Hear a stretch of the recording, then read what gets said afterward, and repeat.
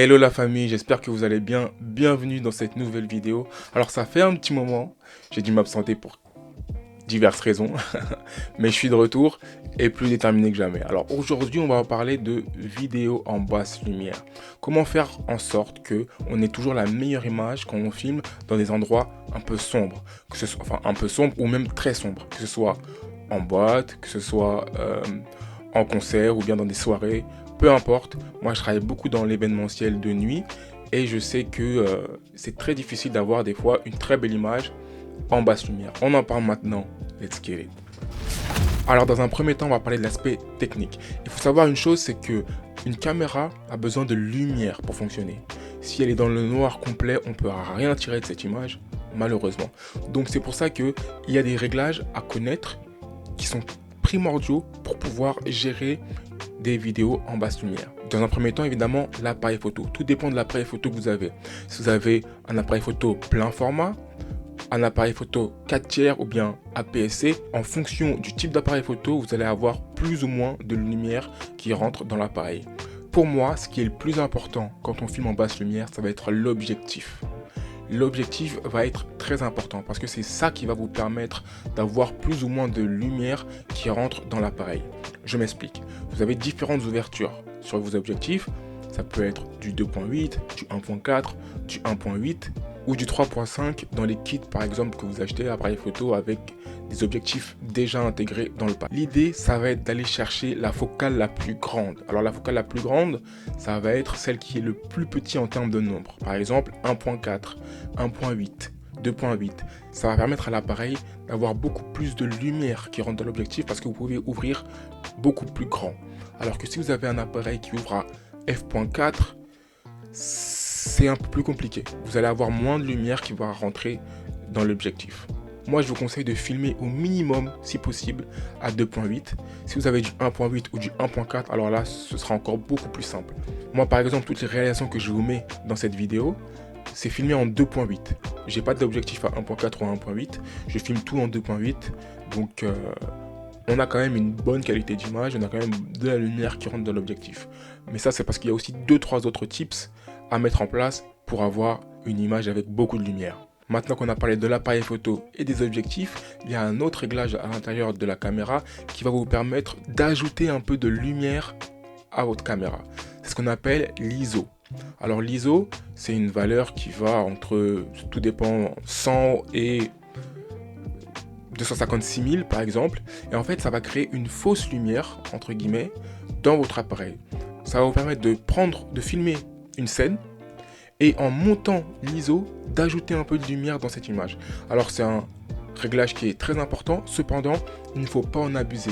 Parce que plus vous montez en ISO, plus vous allez ajouter du bruit numérique dans votre image. Le bruit numérique, qu'est-ce que c'est? Ça va être des petits grains en fait, qui vont venir notamment au coin de l'image et qui vont détériorer la qualité.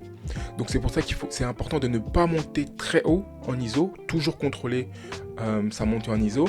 Aujourd'hui, il y a des caméras qui sont très fortes dans la montée en ISO, notamment des caméras spécialisées pour la vidéo comme le Sony FX3 par exemple. Sur cet appareil-là, vous pouvez monter très très haut en ISO et en plus, vous ne perdez pas énormément en termes de qualité. Par exemple, si vous mettez sur 12800 ISO avec le Sony FX3, vous allez avoir une image toujours très belle sans forcément beaucoup de bruit numérique. Alors que, par exemple, moi j'ai un Sony A7 III à l'heure actuelle, et si je monte à 12800 en ISO, l'image elle va ressembler à rien. Elle sera moche, il y aura beaucoup de bruit numérique. Donc voilà, tout dépend de l'appareil photo que vous avez. Moi par exemple, je monte jusqu'à 4000 ISO maximum quand j'ai besoin.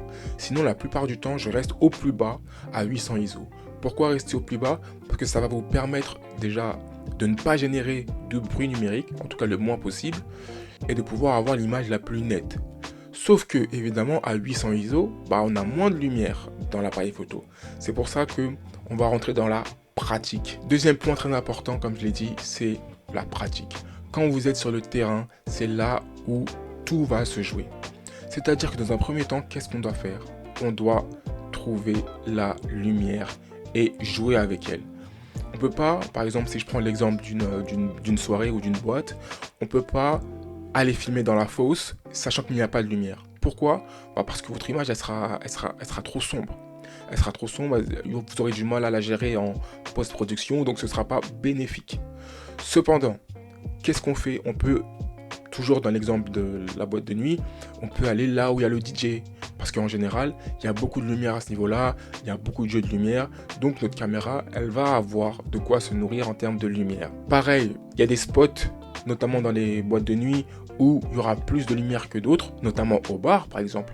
Vous pouvez très bien aller près du bar, filmer quelques personnes et revenir près du DJ pour reprendre d'autres images. Ça va vous donner de la variété, vous aurez différents angles de vue et vous aurez toujours la lumière, ce qui est très important. Moi par exemple, quand je suis sur le terrain, quand je dois aller dans la fosse, je ne filme pas si c'est trop sombre, tout simplement. Je ne perds pas du temps à aller parce que je sais que mon image elle ne sera pas bonne. Donc je vais vraiment tout faire en sorte pour que je joue avec la lumière, je scanne mon environnement, je me dis ok là-bas ça peut être intéressant, là-bas ça peut être intéressant. Comme ça je sais que quand je filme, je sais où je vais aller et où je ne dois pas aller. Deuxième point important, tout dépend de votre caméra. Mais moi par exemple, comme je l'ai dit, j'ai le Sony A7 III, je peux filmer en 1080p, donc en Full HD à 100 fps, donc 100 images par seconde pour ajouter du ralenti. Sauf que moi, j'ai décidé de ne pas filmer en Full HD quand je suis en club.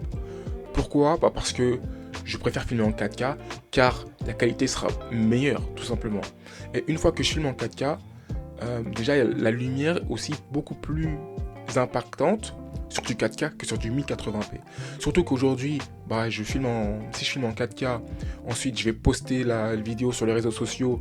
En général, les clients ils veulent un format vertical, donc voilà, va falloir que je rogne dans l'image. Donc si j'ai filmé en 1080p, je vais encore diminuer la qualité. Et si j'ai pas eu assez de lumière dans l'objectif, ça risque d'être un problème. Parce qu'on va vraiment perdre en termes de qualité. Donc je préfère filmer en 4K.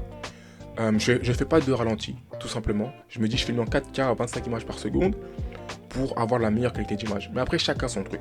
Moi, j'aime bien quand les images sont belles, clean, etc. J'ai pas besoin de beaucoup de ralenti. Si je dois en faire un, je vais, par exemple, filmer toute la soirée en 4K et à un moment donné, je vais me dire ah ok, ça j'ai besoin d'un ralenti à ce moment-là. Je vais me mettre en 1080p, 100 images par seconde. Je vais filmer pour pouvoir faire un ralenti après. Mais voilà, j'aurai peut-être 4 ou 5 plans au ralenti si je veux les utiliser. Mais voilà, moi ce que je préconise, c'est la 4K. Voilà, après si vous avez un appareil photo beaucoup plus récent, comme le Sony ZV-E1, qui filme en 4K 100 images par seconde, 120 même images par seconde, il me semble, vous pouvez très bien filmer en 4K 120, c'est-à-dire que vous aurez et la qualité d'image, et le ralenti en post-production si vous le souhaitez. Troisième point très important quand on filme en basse lumière, c'est l'autofocus. Moi personnellement j'ai décidé d'arrêter l'autofocus, donc je fais que du manuel. Pourquoi? Parce que plus la lumière sera basse, plus l'autofocus va avoir du mal à trouver le sujet, à se concentrer sur le sujet. Donc des fois, il peut très bien pomper. L'autofocus peut très bien pomper et donc vous allez avoir du flou, du net, du flou, du net. Pour éviter ça, moi je filme tout en manuel. Donc en soirée, j'apprends. Ça s'apprend, ça se rapprend sur le terrain. Évidemment, c'est un peu compliqué au début. Donc plus vous allez pratiquer, plus ce sera facile. Dernier recours, si votre appareil photo, même avec les ISO, etc., et même avec le jeu de lumière, vous n'arrivez pas à avoir la meilleure image possible, c'est toujours un peu trop sombre, je vous conseille d'investir dans une lumière. Moi perso, j'ai une Aputure portable mini et c'est super. Je crois que je l'ai acheté à peu près 250 €. Donc c'est une lampe que je vais mettre au-dessus de ma caméra. Par contre, ça éblouit beaucoup. Hein. On peut régler l'intensité de la lumière, mais voilà, faut avoir confiance en soi, parce que quand vous êtes en soirée et que vous arrivez avec votre caméra, une grosse torche, ça peut en rebuter plus d'un. Donc il faut avoir confiance en soi. Mais voilà, moi j'utilise certaines fois quand je suis dans des clubs où il y a vraiment très peu de lumière, je l'utilise et ça fait énormément de travail. C'est-à-dire que si vous n'avez pas la dernière caméra, si vous avez un objectif qui ouvre à f.4, etc., ça peut être une solution. C'est une solution très viable même. Maintenant, moi je suis en 2.8. Quand j'utilise cette lumière, c'est comme si j'étais en plein jour. Vraiment, ça change tout en termes de qualité et en termes de rendu. Voilà pour la théorie et pour la pratique. J'espère que ça vous aura appris quelque chose. Maintenant, j'ai quelques tips à vous donner si jamais vous filmez en soirée ou en événement. Il faut savoir une chose, c'est que beaucoup de choses peuvent être corrigées en post-production. Si vous rentrez chez vous et vous constatez que votre image elle est pas bonne, c'est trop sombre, etc. Vous pouvez ajouter du bruit par exemple en post-production. Alors c'est un peu contradictoire avec ce que j'ai dit, dans le sens où quand on monte en ISO, faut pas trop monter parce que sinon il y a du bruit dans l'image. Mais là vous pouvez ajouter vous-même du grain pour donner un effet stylistique et un autre rendu. C'est-à-dire que quand on va regarder votre vidéo, on va penser que c'est fait exprès en fait. Vous avez ajouté un peu de grain alors que, je sais pas, vous avez peut-être raté tout simplement votre soirée et vos réglages n'étaient pas bons. Du coup, vous avez du bruit. Donc pour sauver ce genre de choses, vous pouvez soit ajouter du grain, soit ajouter des effets, tout simplement, du noir et blanc, ou peu importe. Mais en tout cas, tout peut être sauvé en post-production. Il y a aussi, selon le logiciel sur lequel vous montez, de la réduction de bruit qui peut être ajoutée à votre montage. Moi par exemple, je monte sur DaVinci Resolve et il y a l'option réduction de bruit. Personnellement, je n'utilise jamais parce qu'aujourd'hui mes réglages, je sais comment les faire, mais au début, ça peut être une solution pour sauver un ou deux plans. Personnellement, moi je filme en log. Alors log, je l'ai déjà expliqué sur la chaîne, en fait c'est filmer en désaturé, en décoloré pour pouvoir avoir plus de liberté en post-production en termes d'étalonnage, pouvoir bouger les couleurs comme on le souhaite, etc. Donner le style un peu qu'on veut. Donc moi je filme en log. Ça veut dire que quand tu filmes en log en basse luminosité, c'est encore plus compliqué parce que il faut vraiment que tes réglages soient carrés, sinon ton image sera pas bonne. Si vous n'êtes pas obligé de filmer en log pour commencer, vous pouvez filmer avec le profil d'image par défaut. C'est-à-dire que vous aurez directement dans votre caméra le rendu final.